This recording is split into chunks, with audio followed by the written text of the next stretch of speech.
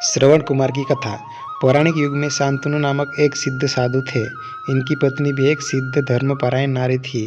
कहानी उस समय की है जब शांतनु और उसकी पत्नी बहुत वृद्ध हो चुके थे और उनकी आंखों की रोशनी भी चली गई थी। इन दोनों का एक पुत्र था जिसका नाम था श्रवण कुमार। श्रवण कुमार बहुत ही सरल स्वभाव का व्यक्ति था। माता पिता के लिए उसके मन में बहुत प्रेम एवं श्रद्धा थी। वह दिन रात अपने माता पिता की सेवा करता था। अपने माता पिता का बच्चों की तरह लालन पालन करता था। उसके माता पिता भी स्वयं को गौरवशाली महसूस करते थे और अपने पुत्रों को दिन रात हजारों दुआएं देते थे।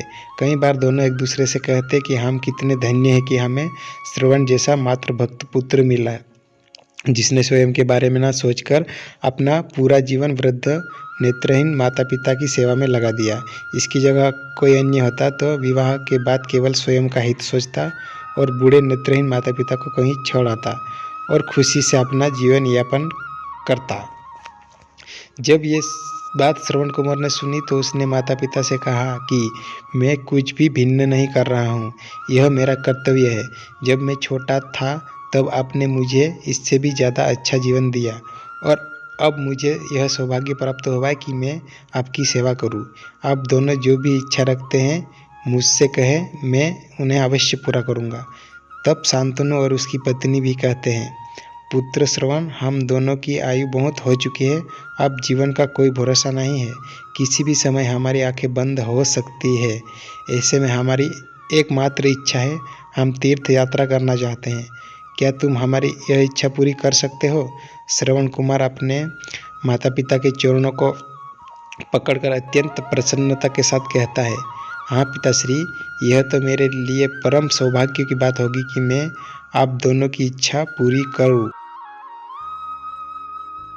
श्रवण अपने माता पिता को तीर्थ करवाने हेतु एक कावड़ तैयार करता है, जिसमें एक तरफ शांतनु एवं दूसरी तरफ उनकी पत्नी बैठती है और कावड़ के डंडे को लेकर अपने कंधे पर लाद कर यात्रा शुरू करता है। उसके हृदय में माता पिता के प्रति इतना स्नेह है कि उसे उस कावड़ का लेश मात्र भी भार नहीं लगता। अपने पुत्र के इस कार्य से माता पिता का मन प्रसन्नता से भर उठता है और वे पूरे रास्ते अपने पुत्र श्रवण को दुआएं देते चलते हैं।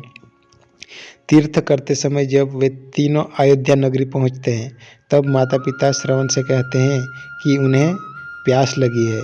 श्रवण कावड़ को जंगल में रखकर हाथ में पत्तों का पात्र बनाकर सरयू नदी से जल लेने जाता है।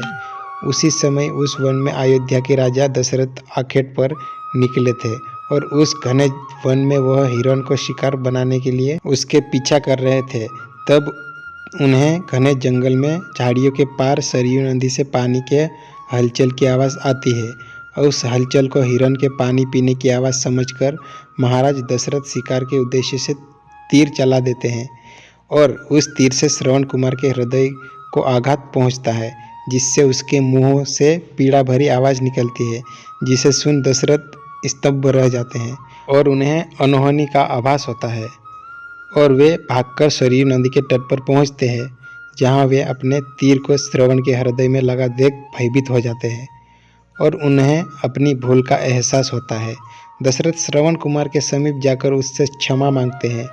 जब अंतिम सांस लेता श्रवण कुमार महाराज दशरथ को अपने वृद्ध नेत्रहीन माता पिता के बारे में बताता है और कहता है कि वे प्यासे हैं, उन्हें जाकर पानी पिला दो और उसके बाद उन्हें मेरे बारे में कहना।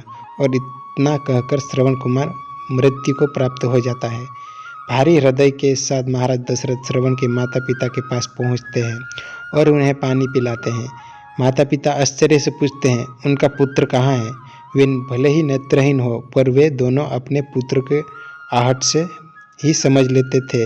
माता पिता के प्रश्न को सुन महाराज दशरथ उनके चरणों में गिर जाते हैं और बीती घटना को विस्तार से कहते हैं। पुत्र की मृत्यु की खबर सुनकर माता पिता रोने लगते हैं और दशरथ से उन्हें अपने पुत्र के पास ले जाने को कहते हैं। महाराज दशरथ कावड़ उठाकर दोनों माता पिता को श्रवण के शरीर के पास ले जाते हैं। माता पिता बहुत ज़ोर ज़ोर से विलाप करने लगते हैं।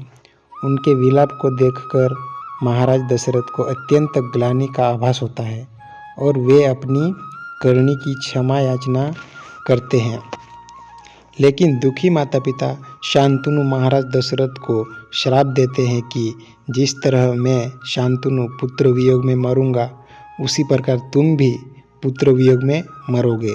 इतना कहकर दोनों माता पिता अपने शरीर को त्याग मृत्यु को प्राप्त हो जाते हैं।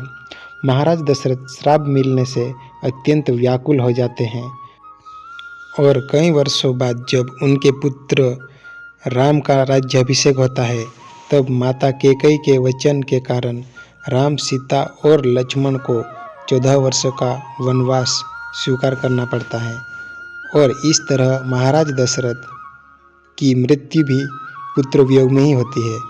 अपने अंतिम दिनों में उन्हें शांतनु के कहे शब्द याद आते हैं और वे राम के वियोग में अपना शरीर त्याग देते हैं। कहानी की शिक्षा। हमें यह कहानी यही शिक्षा देती है कि बिना लक्ष्य को देखे उसे भेदना कई बार आपको गलती का पात्र बना देता है और आप ना चाहते हुए भी दूसरे के दुख का कारण बन जाते हैं। यह थी श्रवण कुमार की कहानी। अपनी माता पिता भक्ति के कारण ही श्रवण कुमार पुराणों में जीवित है। श्रवण कुमार सदैव अपनी मातृ भक्ति के लिए जाने जाते हैं। उन्हीं की कहानी सुनाकर माता पिता अपने बच्चों को संस्कारित करते हैं। तो दोस्तों, आप लोगों को ये कहानी कैसी लगी कमेंट करके ज़रूर बताइए और अच्छी लगी तो लाइक करें और चैनल को सब्सक्राइब कर लें। मिलते हैं जल्द ऐसी ही कहानी के साथ नए वीडियो में। तब तक के लिए जय हिंद, जय भारत।